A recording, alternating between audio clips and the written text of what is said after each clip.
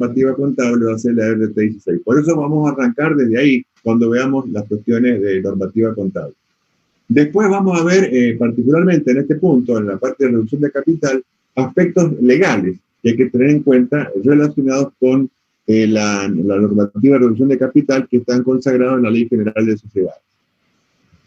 Y después, más adelante, en el punto 5 y 6 y 7, vamos a ver aspectos relacionados también con la normativa contable, pero que ya tienen que ver específicamente con el estado de evolución del patrimonio neto, que es el estado directamente afectado por este trabajo de la auditoría, o destinado por la auditoría. Más adelante vamos a ver cuestiones vinculadas a distribución de ganancias. Allí hay que ver cuestiones legales, particularmente, las que están planteadas en la Ley General de Sociedades.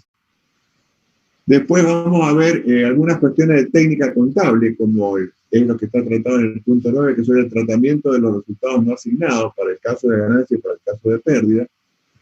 En el punto 10 vamos a ver aspectos específicos de normas contables profesionales y además una normativa especial que tiene la DPJ de Mendoza relacionado con los aportes irrevocables, que es un tema muy sensible, muy especial y muy trascendente en el patrimonio neto. Después vamos a volver otra vez a la parte doctrinaria, vamos a repasar el tema, el concepto de acciones, su clasificación, y recién finalmente, en la última parte de la clase, en los puntos 12, 13, 14 y 15, recién ahí vamos a ver aspectos específicos de auditoría. Por eso repito lo que dije al comienzo, en realidad la complejidad del tema no reside tanto en la temática de auditoría específicamente, sino en la gran variedad y cantidad de aspectos que uno tiene que conocer para no cometer errores. Vamos a comenzar entonces con la parte conceptual. Vamos a empezar, como siempre digo, de menor a mayor, y es como si empezáramos del secundario. Cuando uno le pregunta en el secundario, ¿qué es lo que es el patrimonio neto? Y es la diferencia entre el activo y el pasivo. Esa es una forma de decirlo de una manera muy sencilla. Si nosotros nos miramos en este cuadrito que le he preparado acá, si yo digo que el patrimonio neto es la diferencia entre el activo y el pasivo, fíjense acá abajo está la ecuación patrimonial. Si yo quiero saber cuánto es el patrimonio neto, paso al pasivo, al otro lado de la igualdad, restando con el signo cambiado y me queda que el patrimonio neto es la diferencia entre el activo y el pasivo. Eso es lo que dice la primera definición. Ya avanzando un poquito más, algunos autores dicen que el patrimonio neto es el derecho de los propietarios sobre el activo del ente. El derecho de los propietarios sobre el activo del ente. Acá en la parte izquierda de la ecuación patrimonial tenemos el activo. En la parte derecha, de alguna manera, se está explicitando quiénes son los propietarios de este activo que está acá. Entonces, cuando decimos que, como dice la definición, que es el derecho de los propietarios, estamos diciendo que la parte que los propietarios les corresponde del activo es esta porción equivalente. No quiere decir que sea esa parte de abajo necesariamente, sino la parte proporcional. Otra definición de los autores también es que la parte del activo que no se encuentra financiada por el capital del tercero. O sea, es la misma de recién, pero dicho por la parte superior. Lo cierto es que cualquiera sea la definición que nosotros utilicemos, siempre caemos en este esquemita. Yo a este esquemita le atribuyo mucha importancia, es más, algo le dije a ustedes de esto cuando vimos el tema de los factores de riesgo inherente, y dentro de los factores de riesgo inherente hemos visto que uno de los factores era la mala situación económica y financiera de la empresa, no sé si se acuerdan. En aquella oportunidad yo presenté este cuadrito, y este cuadrito surgió hacerlo de esta manera en una oportunidad que hice un curso sobre finanzas de empresa, donde el profesor presentó a la ecuación patrimonial de esta manera. Presenta la parte derecha de la ecuación patrimonial como la fuente de los recursos. Y en la parte izquierda, donde están explicitados los usos de los recursos de la compañía. ¿Cuáles son las fuentes posibles? ¿De dónde puede venir el dinero que financia el activo de la empresa? Y puede venir en realidad de dos partes, mirándolo conceptualmente, que sería el pasivo y el patrimonio neto. Y a su vez, el patrimonio neto lo podemos segmentar, como vamos a ver enseguida, por lo menos en dos grandes partes, que sería el capital y los resultados del negocio. Quiere decir que cuando la empresa se financia recurriendo al pasivo, ahí estamos hablando de que eso es capital de tercero.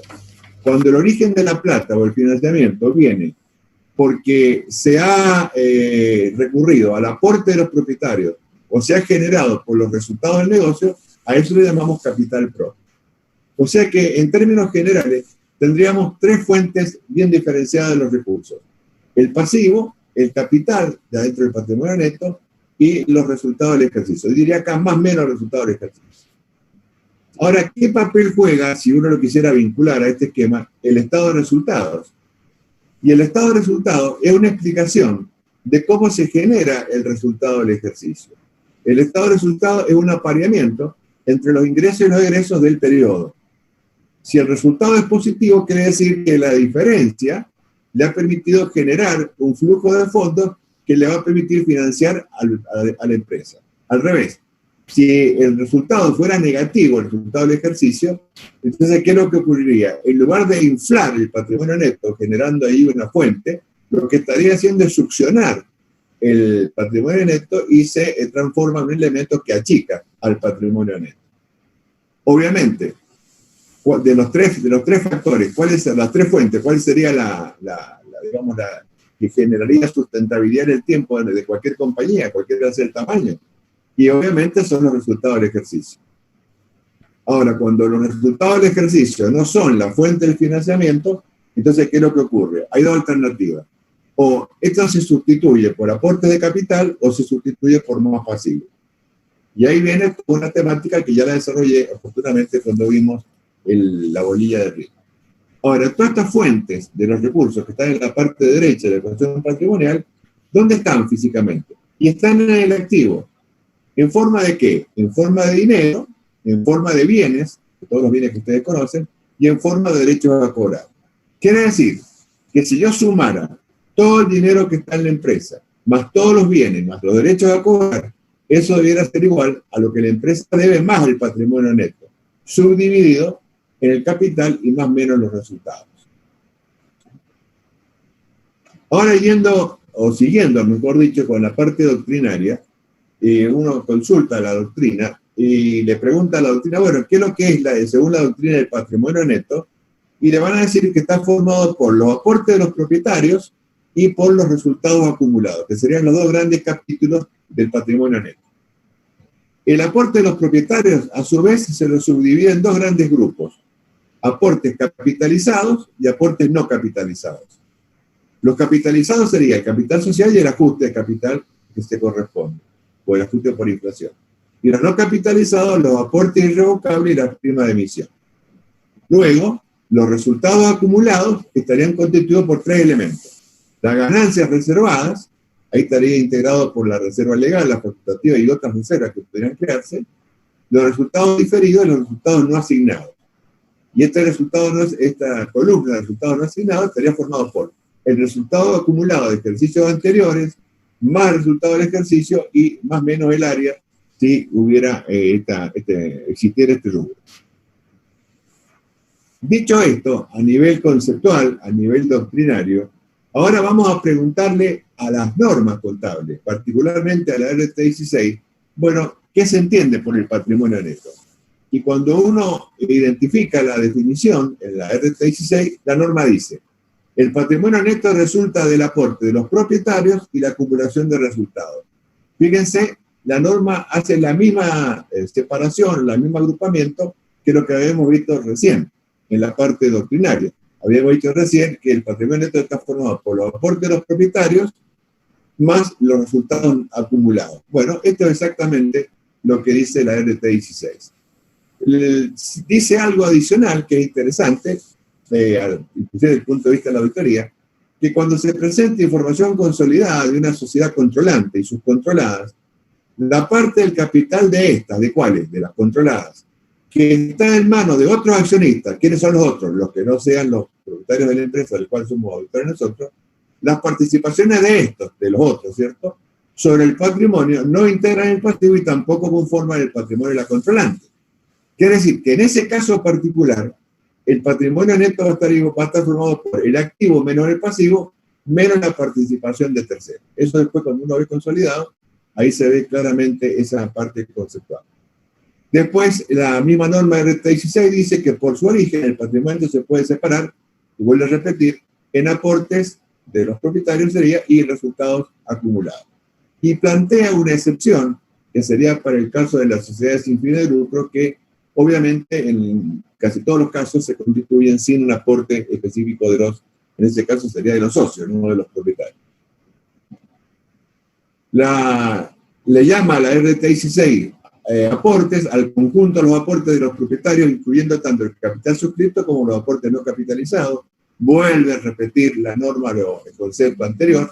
Y otra cosa importante que dice la RT 16, cuando se refiere a los anticipos para futura suscripción de acciones, solo constituyen aportes no capitalizados cuando tienen carácter irrevocable y hayan sido efectivamente integrados. Respecto a este punto en particular, lo voy a desarrollar más adelante con mayor detalle. Simplemente esto era para tener presente que la RT 16 ya se está refiriendo a este tema. Y cuando se refiere al capital a mantener, la norma dice que es el financiero y no el físico, que sería lo opuesto. Siguiendo con la RT 16, ya hemos visto conceptualmente qué es lo que sería el patrimonio neto.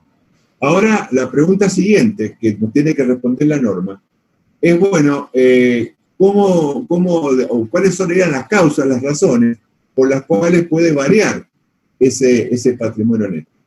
Y la norma lo atribuye a dos aspectos. Puede variar por las transacciones que realiza la compañía con los propietarios o puede variar por el resultado del periodo. Empecemos por el resultado. Conceptualmente, la norma dice que el resultado es la variación patrimonial no atribuible a las transacciones con los propietarios. Fíjense que acá la norma, como en varias partes de la teoría contable, se utiliza una clasificación dicotómica. ¿Qué quiere decir una clasificación dicotómica? Si yo tengo un universo que lo divido en dos partes y yo defino una de las partes, cuando queremos identificar qué es lo que cabría en el otro elemento, no hace falta identificarlo, porque lo que no cae en el primero debe caer en el segundo, porque no hay más alternativas. Fíjense que esto, por ejemplo, se utiliza cuando en las normas contables se refiere a la diferencia o al concepto de activo corriente o no corriente. ¿Cómo está explicado en la norma? Las normas dicen, activo corriente es tal cosa y lo definen. Y cuando yo voy a leer el concepto de activo no corriente, dice el resto. Es decir, ahí tenemos otro ejemplo de clasificación dicotómica. Entonces, trasladando esta forma de definición de carácter dicotómico, dice que el resultado del periodo es la variación patrimonial no atribuible a las transacciones con los propietarios. Quiere decir que todo aquello que no sea una transacción con propietario cae por el lado del resultado del periodo. Después dice que el resultado del periodo surge del flujo de ingresos, gastos, ganancias y pérdidas. Después hay unas cuestiones de denominación de los elementos, que no viene al caso de tenerse ahora. Después se refiere también a las variaciones patrimoniales cualitativas, conceptualmente estamos hablando, que son aquellas que no alteran la cuantía del patrimonio neto. Compensaciones, reservas de ganancias, absorción de pérdidas o desafectación de reservas. Después también, y se lo dejo para que ustedes lo tengan, vuelve otra vez a trabajar sobre el tema de significado o de normas con respecto a las expresiones que se utilizan en este elemento. Lo dejo para que lo tengan. Y con respecto al otro elemento que puede provocar una variación del patrimonio neto, ya hemos hablado del resultado, vamos a hablar ahora de los aportes de los propietarios. Los propietarios se pueden comprometer o se pueden obligar a cuatro tipos de cosas. Se pueden obligar a entregar recursos, a prestar un servicio a la compañía, o a hacerse cargo de una deuda que la empresa tiene y que asume, en este caso, el propietario, o el propietario o el dueño podría condonarle un crédito que previamente le había acordado a la empresa.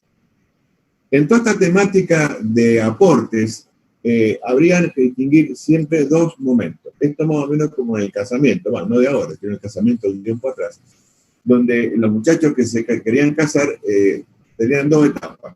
Uno que era el compromiso, inclusive se celebraba y se materializaba hasta en un anillo de compromiso, y pasado un tiempo después se realizaba propiamente el casamiento. Bueno, acá es lo mismo.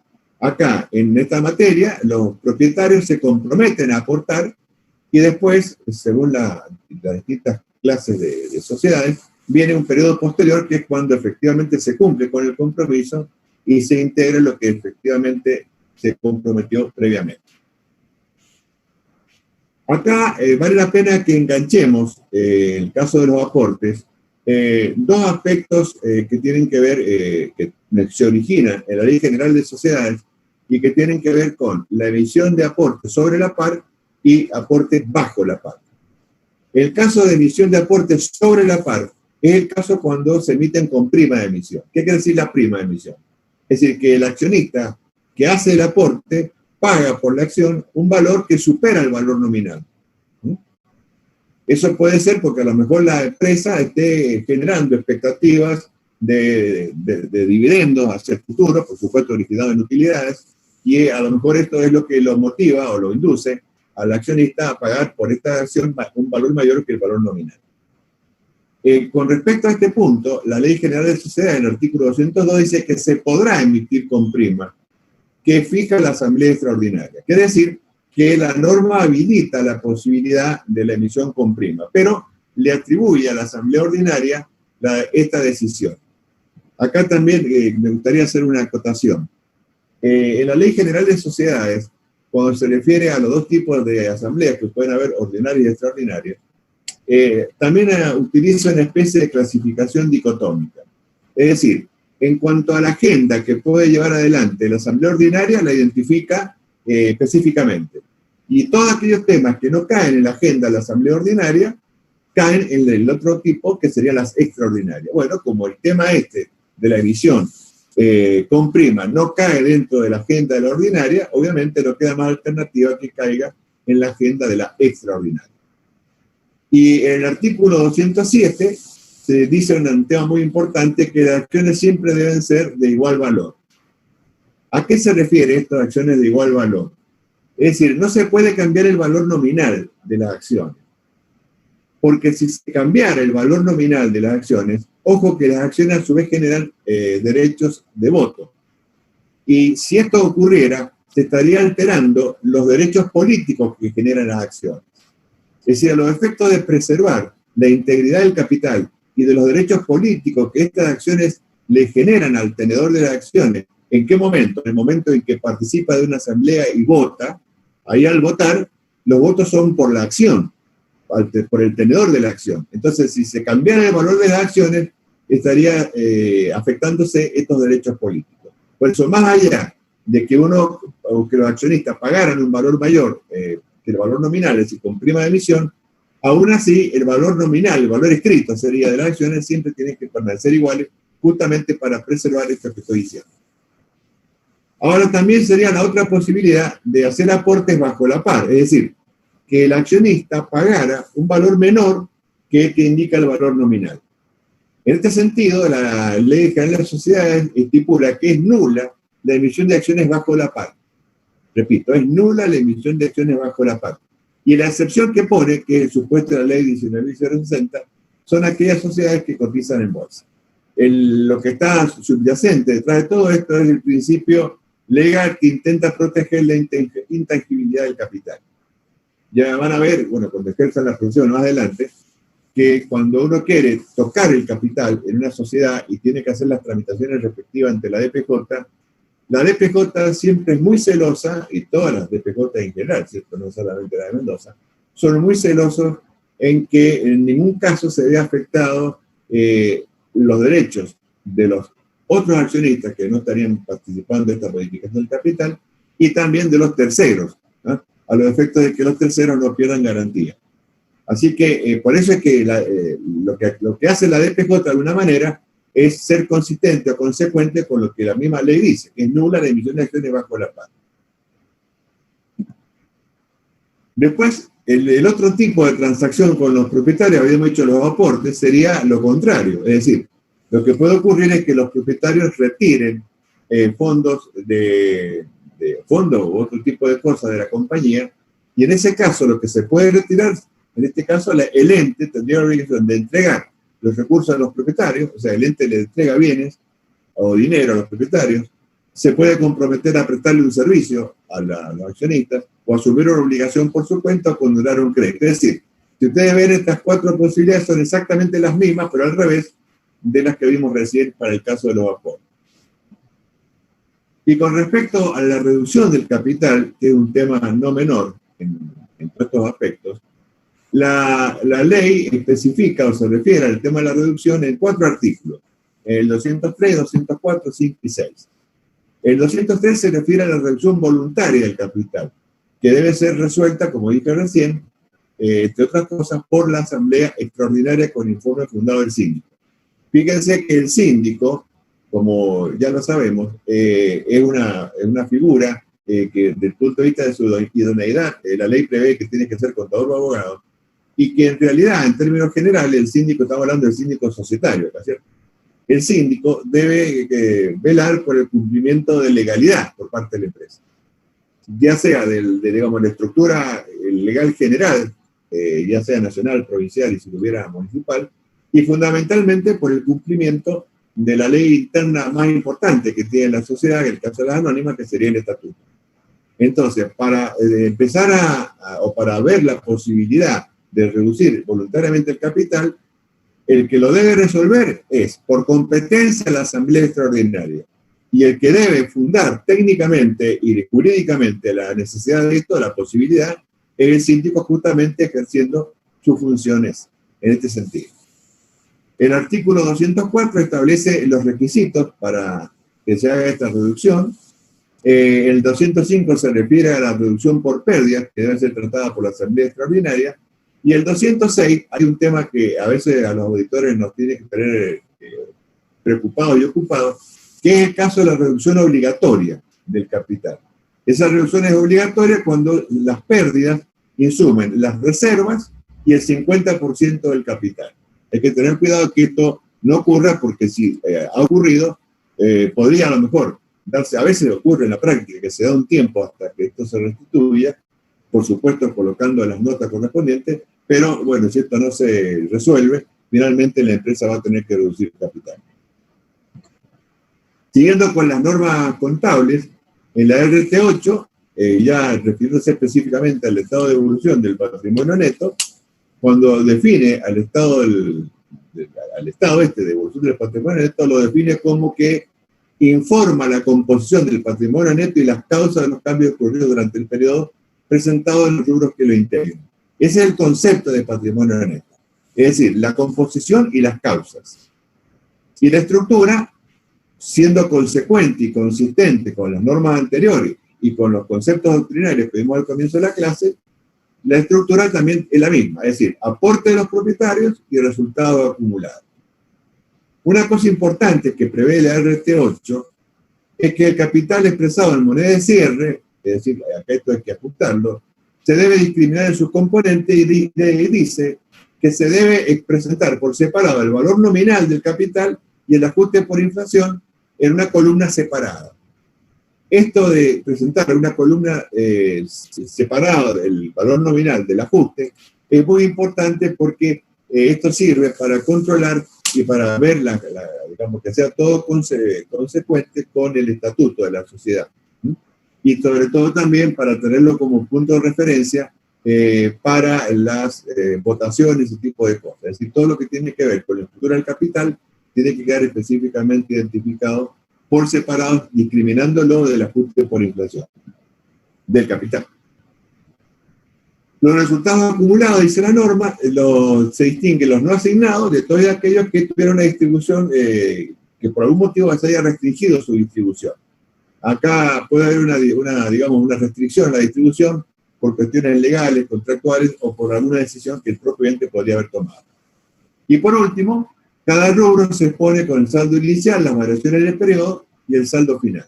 Además, se establece en esta norma que se tiene que poner en forma comparativa con el ejercicio anterior. Una cosa interesante de ver es cómo queda visto así en su conjunto la estructura del estado de evolución del patrimonio neto. Fíjense cómo se debiera leer esto. Si yo lo miro en forma vertical, tendría los conceptos en la parte de la primera columna, los aportes de los propietarios como un primer grupo, los resultados no acumulados y la sumatoria de los dos me daría este total acumulado actual. Y en la columna a la derecha el comparativo. Ahora, si yo miro este mismo estado de arriba hacia abajo, es decir, lo analizo en forma por filas, fíjense que el orden en que está armado el estado de evolución, justamente por eso se llama de evolución, se está refiriendo a la evolución temporal, está ordenado de más viejo a más nuevo. Es decir, está ordenado de los saldos en inicio, cómo temporalmente se van produciendo las variaciones hasta llegar finalmente al saldo al cierre. Y acá están descritos cada uno de los rubros que generan estas modificaciones al estado de evolución del patrimonio neto. Un dato importante que ustedes, imagino que ya lo saben, no lo voy a repetir por la duda, ojo con el área, que el área tiene que ir ajustando acá a los saldos al inicio. Después que se ha indicado, mostrado el área, recién ahí hablamos de saldo al inicio modificado por el área. Y después se empiezan a ordenar en función de su aparición temporal. Y hasta llegar, pues fíjense que la ganancia del ejercicio es lo último, es la última línea que se pone porque es lo último que se genera. Entonces, si uno lo mira, repito, de arriba hacia abajo tenemos cada uno de estos componentes ordenados en forma cronológica, desde el comienzo hasta el final del ejercicio. Siguiendo ya con las normas técnicas, pasamos de la 8 ahora a la 9, cuando se refiere al aporte de los propietarios, dice que el capital suscrito se pone discriminando el valor nominal del ajuste, lo mismo de recién, y cuando se refiere a los aportes irrevocables, dice que son así, aportes irrevocables cuando se cumple con lo prescrito de la RT 17. Enseguida vamos a volver, mejor dicho, a profundizar el tema de los aportes irrevocables y vamos a analizar bien qué dice la norma respecto a los aportes irrevocables. Y las primas de emisión se exponen por su valor reexpresado. Con respecto a los resultados acumulados, el RT9 se refiere a que las ganancias reservadas son aquellas que se retienen por el ente por explícita voluntad social o por disposición legal o estatutaria. Los resultados diferidos, esto es interesante porque hasta no hace mucho tiempo no había prácticamente ejemplos en la práctica argentina de este tema, son aquellos que se imputan directamente al rubro específico del patrimonio neto, manteniéndose en dichos rubros hasta que deban computarse el estado de resultados. Por ejemplo, cuando se hacen los revalúos técnicos, la contrapartida, como no se pueden mandar a resultados, se manda a este capítulo que está acá de los resultados diferidos. Y finalmente, el rubro de resultados asignados son todas aquellas ganancias o pérdidas que se van acumulando a lo largo de los distintos periodos y que todavía no se ha hecho una asignación específica. Pasamos ahora a ver un tema eminentemente legal, que sería el tema de la distribución de los dividendos.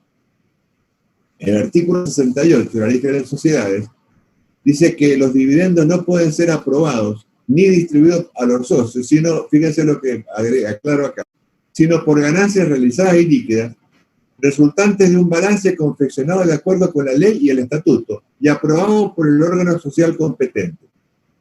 Esto es muy importante, en realidad lo tendría que haber resaltado. Fíjense, vuelvo a leer. Los dividendos no pueden ser aprobados ni distribuidos a los socios, sino por ganancias realizadas y líquidas, resultante de un balance confeccionado de acuerdo a la ley y el estatuto, y aprobado por el órgano. ¿Qué quiere decir? Que no se podría hacer una distribución de dividendos sobre la base de un balance especial, por ejemplo, o de un balance elaborado a ese solo efecto. Si el balance no es un balance normal, ordinario, que esté confeccionado de acuerdo a la ley y a lo que manda el estatuto, y que además esté aprobado por el órgano competente, que sería en primer lugar por el directorio y después por la asamblea, si eso no ocurriera, no se podría distribuir dividendos. Y la excepción que pone, que es el artículo 224, el segundo párrafo, el que está acá, que son las sociedades del artículo 299. En el caso del 299 sí se podría hacer eso que decíamos recién. Con respecto a la distribución, dice el artículo 224, la distribución de dividendos o el pago de interés a los accionistas son lícitos solo si resultan de ganancias realizadas y líquidas, y otra vez repite lo mismo que dijimos recién, correspondiente a un balance de ejercicio regularmente confeccionado y aprobado. O sea que tenemos que en dos partes de la ley está diciendo de una manera directa que no se puede distribuir dividendos resultantes de balances especiales.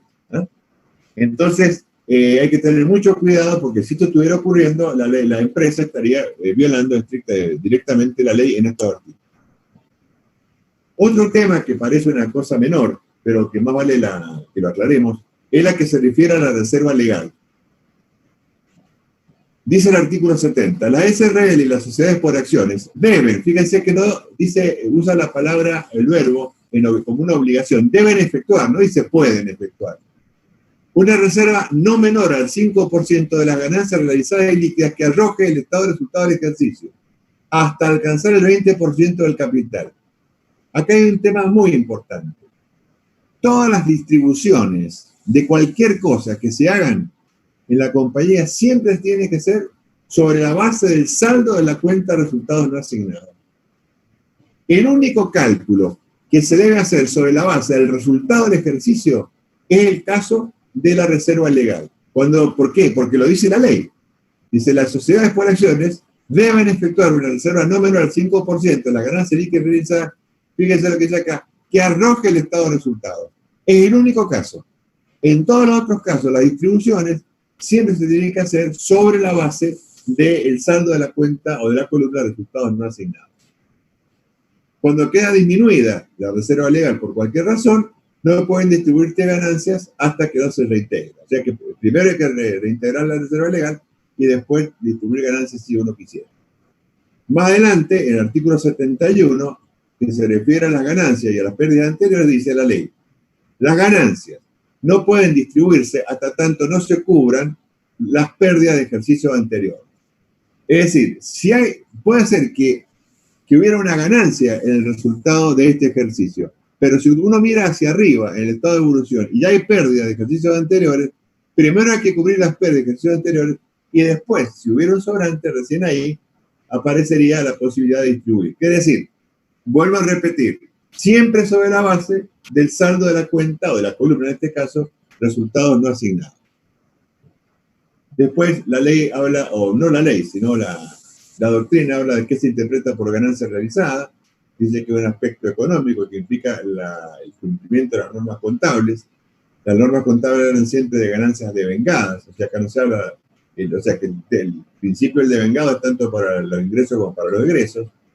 Y la ganancia líquida se refiere a que tienen que ser consecuencia de un apareamiento de ingresos y gastos que correspondientes.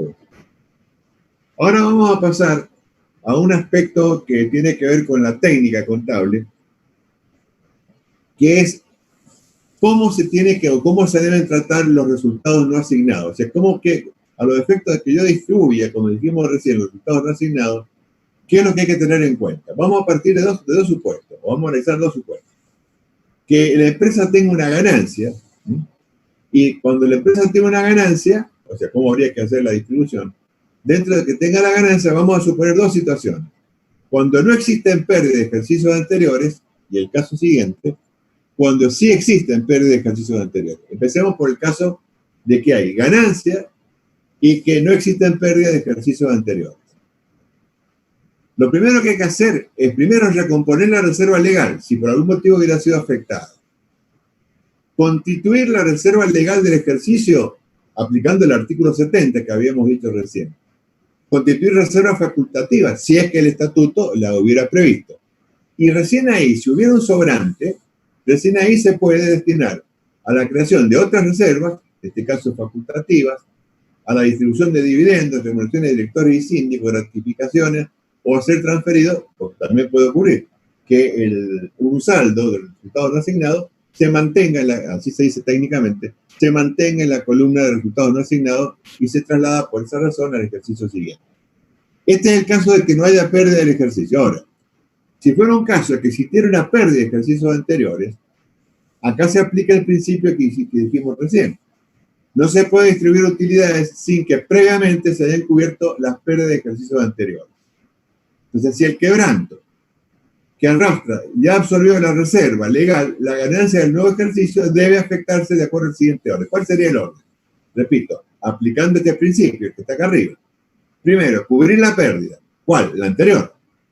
Reconstituir la reserva legal, en el caso de que hubiera sido afectada. Constituir o aumentar la reserva si es que correspondiera aplicándolo sobre el monto del ejercicio actual, y distribuir después, según lo que prevé el estatuto y la resolución asamblearia. Pero primero siempre cubriendo la pérdida. Y en el caso de que hubiera una pérdida, ¿cómo es que se absorbe la pérdida? ¿En qué orden habría que absorber la pérdida? Si es que la quisiéramos absorber. Bueno, en primer lugar, por la ganancia de ejercicios anteriores no distribuidos, es decir, lo que viene acumulado de resultados no asignados, si es que la hubiera una reserva para absorción de futuros quebrantos, no siempre hay, esto es muy raro ver en una compañía, u otras reservas, y finalmente, en última instancia, la reserva legal. Vamos a pasar ahora a ver un punto muy importante, que es el tema de los aportes irrevocables.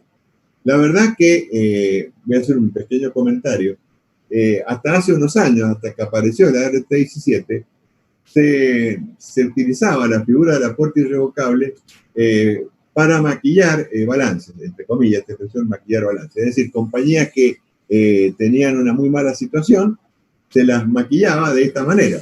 Se hacía se dibujaba un aporte irrevocable, pero se lo hacía contra un crédito, es decir, contra un compromiso de los accionistas.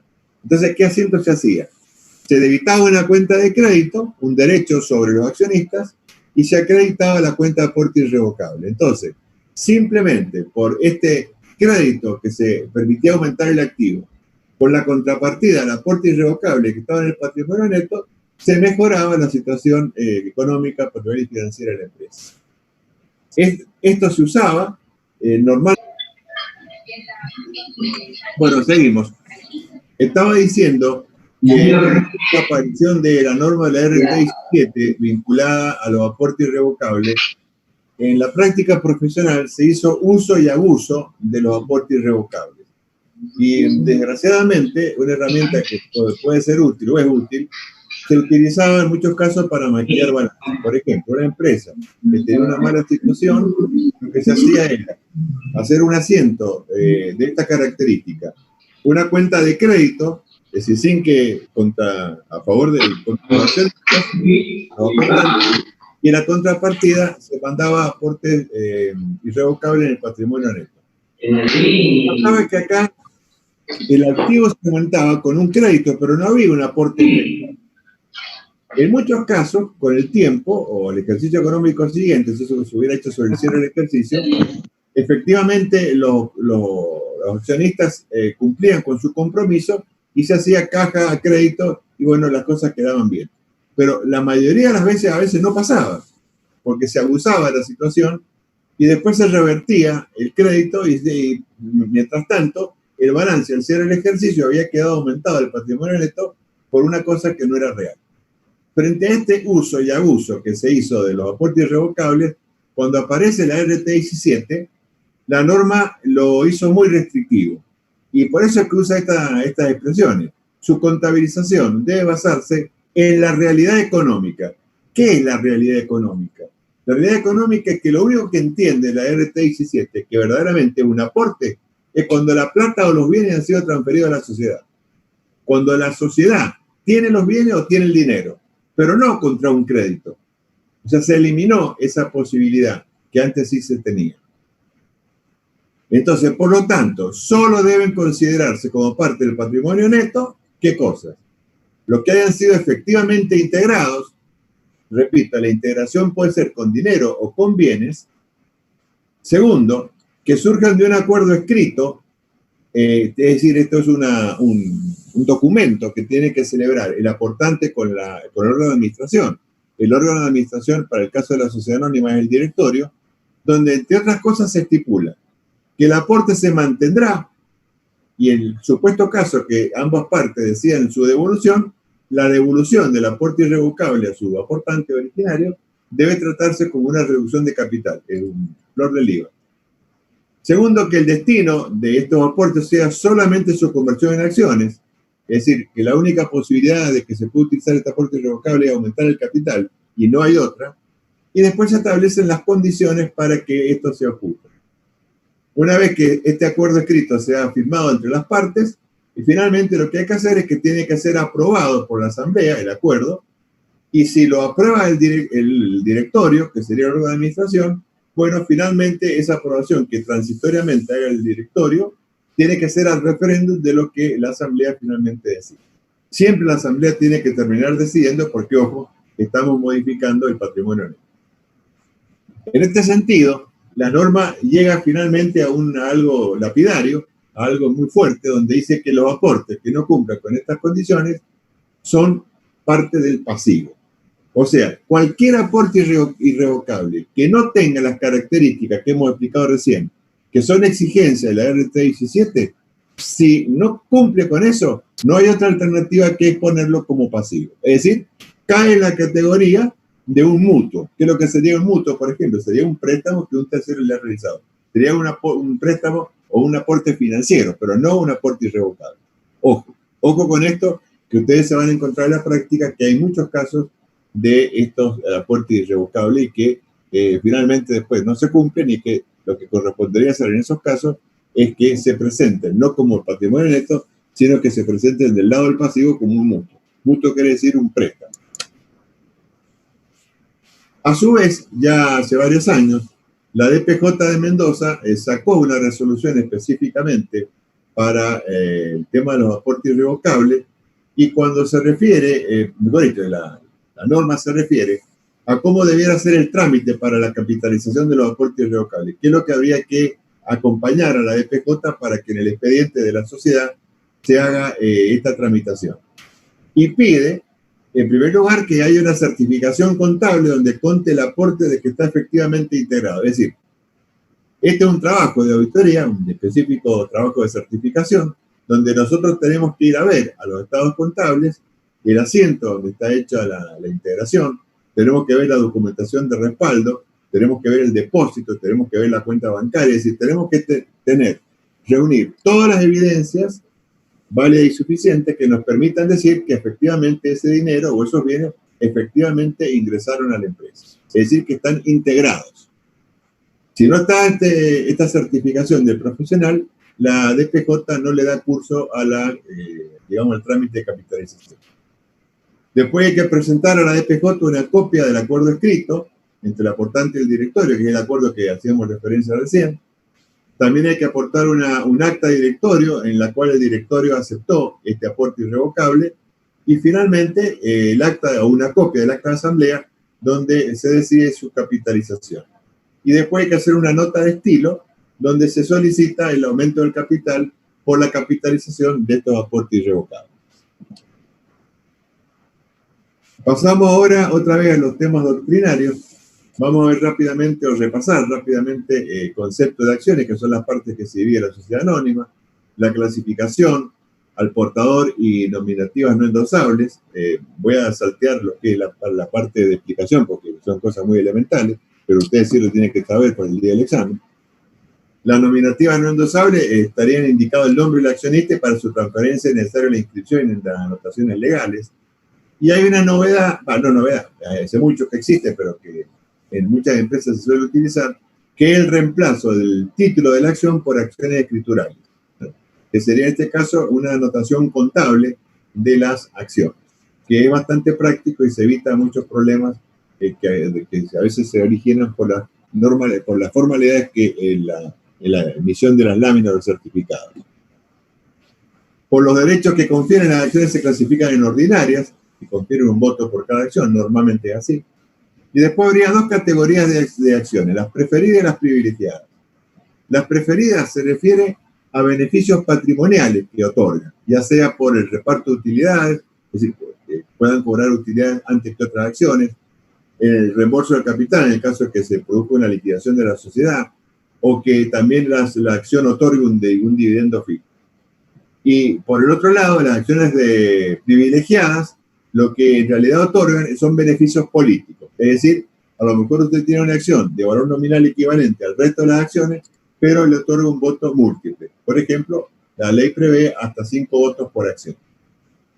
Este es el caso de las acciones privilegiadas, se suele utilizar a veces en las sociedades de familia, que hay muchas en Mendoza, donde lo que se pretende es que el pater, digamos, el padre, mantenga la mayoría y la toma de decisiones políticas, entonces él se queda normalmente con acciones privilegiadas y le permite de esta manera tomar decisiones teniendo un menor número de acciones. Recién ahora vamos a llegar a las características que presenta este componente del patrimonio neto. En realidad, a los efectos de su revisión, una de las características más distintivas es que tiene muy pocas operaciones.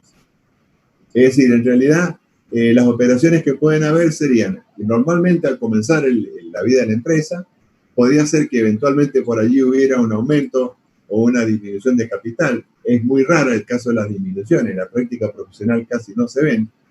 Sí, podría ser el caso de aumento de capital, lo cual tampoco son muy habituales, pero cuando generalmente ocurre es porque se capitalizan aportes irrevocables. El origen de todos estos movimientos de componentes son decisiones de los propietarios y de los accionistas y los órganos de dirección. Esto es importante porque normalmente todo el tema de auditoría se circunscribe a ver a decisiones que hayan tomado los accionistas y estas decisiones en qué se plasman. Y se plasman en las actas de asamblea. Entonces, la revisión de las actas de asamblea y del libro de registro de asistencia a asamblea son dos elementos formales que me ayudan a mí a encontrar decisiones tomadas por los propietarios. Lo mismo pasa con la revisión de las actas de directorio, que también se pueden estar relacionadas con estos temas. Quiere decir que si uno hace una revisión de acta, directorio y de asamblea, estaríamos, digamos, o sería este un procedimiento muy interesante o muy importante, muy fuerte, para tener evidencia respecto a lo que de este componente. Sigamos. También con respecto a las variaciones que pueden ocurrir dentro del patrimonio neto, acá la doctrina los clasifica en variaciones cualitativas y cuantitativas. ¿Qué quiere decir cualitativas? Son cambios que se producen dentro del patrimonio neto, pero que no alteran el total del patrimonio neto. Son variaciones cualitativas, no alteran la cantidad, el saldo final del patrimonio neto. Por ejemplo, cuando yo saco resultados no asignados y lo paso a una reserva, estoy haciendo una transferencia dentro del propio Estado. Pasa igual cuando yo capitalizo un aporte irrevocable o capitalizo. Estoy sacando de la columna aporte irrevocable, resultados no asignados, para pasarlo a capital. Fíjense, siempre el movimiento estaría dentro del cuadro de estado de evolución del patrimonio neto. Pasa igual con la actuación de pérdida. Ahora, serían cuantitativas cuando hay aporte de capital, es decir, cuando hay un ingreso que altera el total, la magnitud, el volumen del capital. Pasa igual cuando se realiza un aporte irrevocable o cuando se genera resultado del ejercicio y cuando se distribuyen resultados en efectivo. Así que ahí está sacando, porque si se distribuyeran en dividendo no sería el caso. Con respecto a los controles, particularmente el ambiente de control, podemos decir que las decisiones que tienen que ver con este componente, como son temas vinculados siempre al directorio o a la asamblea, el control es directamente ejercido por los propietarios o por los integrantes del directorio. Por eso que la conclusión que podemos sacar es que el ambiente de control esto es realmente fuerte, que no hay problemas de control acá. Y los controles serían directos, normalmente son muy pocas las transacciones, no hay o no se diseña generalmente en los sistemas de control interno de la empresa algún control así específico, porque como son directamente de incumbencia de los propietarios, los administradores, prácticamente está asegurado el control. Desde el punto de vista gerencial sí, porque si bien es cierto el gerente no forma parte del directorio, ni menos de la asamblea, sí normalmente la gerencia general participa en la confección de las actas, participa del vuelco de las actas a los libros, realiza controles de los certificados si es que hay títulos físicos. Es decir, la gerencia general sí tiene control directo a veces respecto a estas cosas. Y con respecto a control de procesamiento, bueno, cualquier modificación que se quiera hacer respecto de esto en la contabilidad, por supuesto, esto no está librado a que cualquier empleado de la empresa pueda acceder al sistema contable y hacer modificaciones sobre esto, sino que para poder acceder y hacer las modificaciones contables, necesariamente esto está reservado para funcionarios de primer nivel de la empresa. Otro tema no menor es la salvaguarda física de los certificados. Hay empresas que esto se guarda en lugares como en caja fuerte dentro de la propia empresa Y en muchos otros casos, realmente yo lo he visto varias veces en la práctica, se contratan cajas de seguridad en los bancos y en las cajas de seguridad de los bancos se guardan estos certificados para asegurarse su protección física. Con respecto al enfoque de este componente, los factores de riesgo inherentes, acuérdense que eran los que eran ajenos al sistema de control, podría estar o podría ocurrir en el caso que hubiera una estructura compleja de capital. A veces hay empresas que sí tienen esta característica. Por ejemplo, cuando se trata de sociedades donde hay una participación del Estado, ¿no? y de accionistas privados, ¿no? Que la sociedad anónima, los tenedores de las acciones sea el Estado, ya sea provincial, municipal o nacional, y accionistas privados. Entonces hace que la estructura sea más compleja. Entonces, en esos casos sí hay que trabajar con mucho cuidado porque, ojo, inclusive está por medio del interés público, porque si es el Estado el que tiene, es el propietario de acciones, entonces con más razón todavía tenemos que trabajar ahí revisando con mucho detenimiento estos aspectos. Si hubiera existencia de acciones preferidas o privilegiadas, como expliqué recién, también había que estar atento a que si eso ocurre, de que se respeten los derechos de cada uno de los tipos de acciones. Si la empresa tuviera pérdidas recurrentes, tener cuidado con la distribución de dividendos, ¿eh? Y si hubiera alguna limitación impuesta por alguna razón externa o interna de la accionista de la distribución de dividendos, también fijarse que esto se cumpla. Los factores de riesgo de control en general, como dijimos recién, las decisiones están directamente relacionadas con la participación del directorio y la asamblea. Por lo tanto, el enfoque que le vamos a dar es eminentemente sustantivo. Acá no hay muestra que valga, que hay que revisar todos los movimientos y hay que ver las cosas. O sea, acá hacer un control o un enfoque de cumplimiento prácticamente no tiene sentido. O sea, directamente podríamos decir que el enfoque debiera ser sustantivo.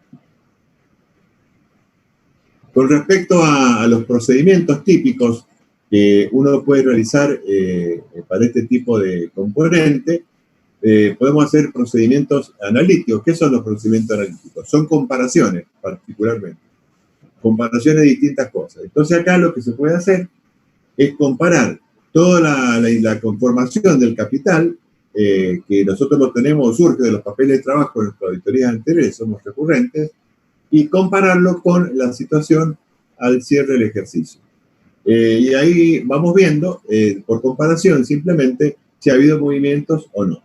Otro tema no menor en estas comparaciones es haber chequeado previamente si en las actas de asamblea o directorio no hay alguna resolución que haya tomado o el directorio o la asamblea que tenga afectación respecto a este punto. O sea que uno comparando todos estos elementos de los años anteriores con el de este año, teniendo en cuenta las actas de directorio y asamblea y mirando los registros contables, ¿no? Acuérdense que hay un libro societario que se llama Registro de Acciones, particularmente, donde se identifica allí a todas las acciones, quiénes son los tenedores y las características de cada una de las tenencias por parte de los accionistas. Ese es un libro clave. También un libro clave que uno podría mirar sería el libro de Registro de Asistencia a Asamblea, porque allí también se indica quiénes son los asistentes a la asamblea y en el libro se hace un detalle de las tenencias, de las acciones de cada uno de los asistentes, y eso también tiene que ser consistente con lo que hemos estado revisando. Quiere decir que ahí tendríamos un combo que si todo eso fuera razonable, nos daría bastantes seguridades al respecto. Con respecto a procedimientos específicamente sustantivos, siempre tenemos que tener presente que el capital está directamente relacionado con el estatuto de la empresa. Tenemos que ver que todo lo que diga el estatuto respecto al capital después tenga relación directa con el capital, las acciones, los dividendos, los honorarios de directores. Ojo, tener cuidado acá que podría haber algún tipo de modificación del estatuto durante el ejercicio. Por lo tanto, ese dato no está en los papeles de trabajo del año pasado, aparece este año como nueva. Y muy particularmente hay que tener en cuenta si hubiera alguna modificación del estatuto apuntando al artículo del estatuto referido al capital. Entonces ahí sí, y a las acciones. Por lo tanto, hay que tener cuidado de que no se haya producido durante el ejercicio una modificación del estatuto en este sentido. Y si se hubiera producido, también hay que seguir el rastro y ver la tramitación ante la DPJ, ver que se haya aprobado la modificación del estatuto, e inclusive habría que examinar también el nuevo estatuto que surgiría después de la modificación del artículo que se haya modificado, vale la redundancia, con respecto en este caso podría ser respecto al capital. Revisar las actas de directorio, yo diría las actas de directorio y las actas de asamblea también. En el caso de las integraciones, ver recibos. En el caso de que fuera en especies, también ver específicamente el detalle de los bienes que se han recibido. No sería una mala idea pedir una confirmación a este respecto al asesor legal de la empresa y revisar costos de emisión, esto en el caso de que se hubiera una emisión. Y, por supuesto, en el caso de los dividendos, es muy importante que si la empresa está pagando dividendos, seguramente la empresa ha hecho un papel de trabajo al respecto, en cuyo caso lo que corresponde que hagamos el auditor es que revisemos ese papel de trabajo para que no haya errores en su determinación. Y ahí les dejo un esquema del estado de evolución del patrimonio neto con números para que ustedes lo tengan y lo puedan revisar y analizar en su casa y vean cómo, desde el punto de vista conceptual, cómo debiera ser presentado. Bueno, con esto creo que ya daríamos por terminado la clase. ¿Hay alguna duda al respecto en algún tema en particular?